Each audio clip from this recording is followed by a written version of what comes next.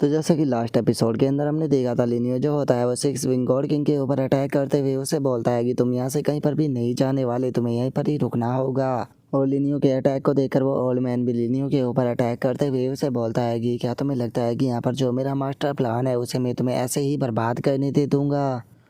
और उसके old man के इतना बोलते के साथ ही हम देखते हैं कि उस ओल्ड मैन का अटैक आकर सीधे लिनियो से टकराता है, जिस कारण लिनियो भी इंजर्ड हो जाता है। लेकिन लिनियो का अटैक भी बहुत ज़्यादा पावरफुल होता है और वो भी जाकर उस ओल्ड मैन से टकरा जाता है, जिस कारण हम देख पाते हैं कि जो ओल्ड मैन होता है वो भी उस अटैक से इंजर्ड हो चुका होता है। वो उससे में बोलता है कि ये कितना ज़्यादा शर्मनाक है, मुझे इस मामूली से बच्चे ने इंजर्ड कर दिया।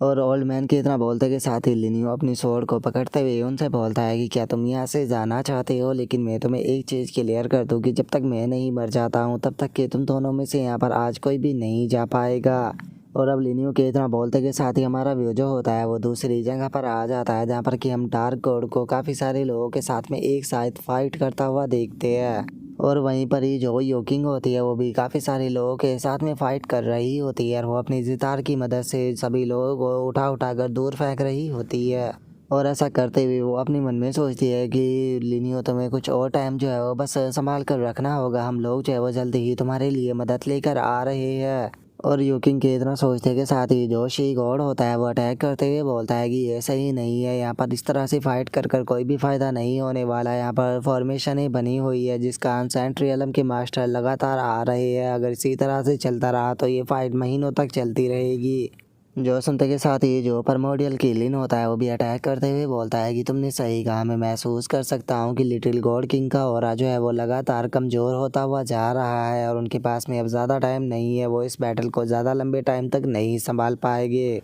जो सुनते के साथ ही जो अब डार्क गॉड होता है वो अपनी किसी पावर का इस्तेमाल करने लगता है और अपनी पावर का इस्तेमाल करते हुए बोलता है कि ओल्ड गॉड किंग ने इतना बड़ा सेक्रीफाइस किया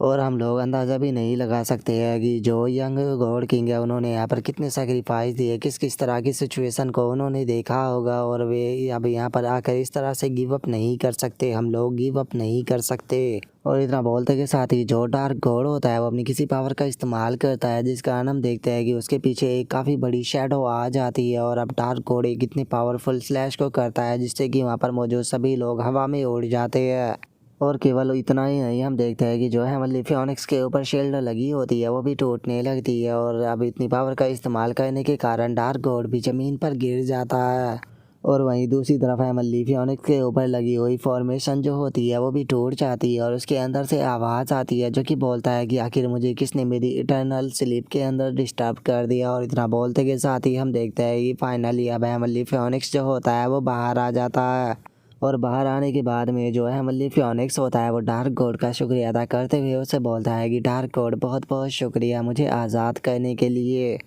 और इतना बोलते के साथ ही है मल्ली फियोनिक्स जो होता है वो अपनी फायर का इस्तेमाल करते हुए जो डार्क गॉड ज़मीन पर पड़ा होता है उसे एकदम से उठाकर खड़ा कर देता है, जिसके बाद में हेवनली फियोनिक्स जो होता है वो बोलता है कि क्या बात है, जो फाइनल बैटल है वो स्टार्ट हो चुकी है, लिटिल गॉड किंग टेंशन मत लीजिए, मैं आपकी मदद करने के लिए जल्द ही आपके पास में आ रहा हूँ। और इतना बोलते के साथ ही जो हेवनली फियोनिक्स होता है वो उड़ते हुए वहाँ से निकल जाता है, जिसके बारे में इन्फिटिशन बुद्धा को भी महसूस हो जाता है और वो खुश होते हुए अपने मन में सोचता है कि फाइनली हेवनली फियोनिक्स जो है वो आज़ाद हो गया है, तो इसीलिए अब टाइम आ चुका है हेवनली फियोनिक्स की मदद करने का। और इतना सोचकर इन्फिटिशन बुद्धा जो होता है वो अपने माइंड के अंदर से किसी पावर को शूट करता है जो कि सीधे हेवनली फियोनिक्स के पास में आ जाती है, जिसे लेकर हेवनली फियोनिक्स शुक्रिया अदा करते हुए बोलता है कि इन्फिटिशन बुद्धा बहुत बहुत शुक्रिया, टेंशन मत लो, मैं आप लोगों को निराश नहीं करूँगा।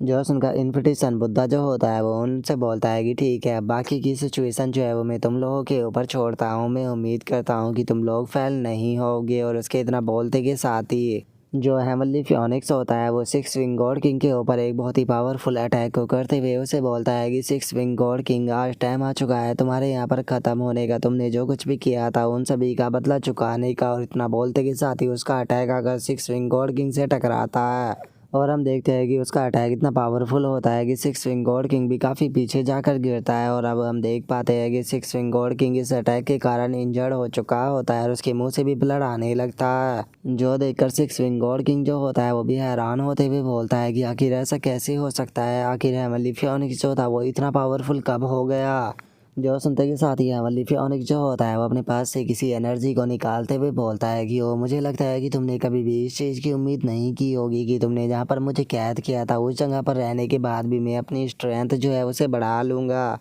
और इतना बोलते के साथ ही हमारी फियोनिक्स जो होता है वो उस एनर्जी को लिनियो की तरफ शूट कर देता है और उसकी तरफ शूट करते हुए बोलता है कि लिटिल गॉड किंग में यहाँ पर आने में थोड़ा लेट हो गया, मैं उम्मीद करता हूँ कि आप मुझे इस चीज़ के लिए ब्लेम नहीं करोगे। और हेवनली फियोनिक्स के इतना बोलते के साथ ही हम देखते हैं कि वह एनर्जी लिनियो की बॉडी के अंदर चली जाती है, जिसे देखकर लिनियो से बोलता है कि कोई बात नहीं, तुम बिल्कुल सही टाइम पर यहाँ पर आए हो।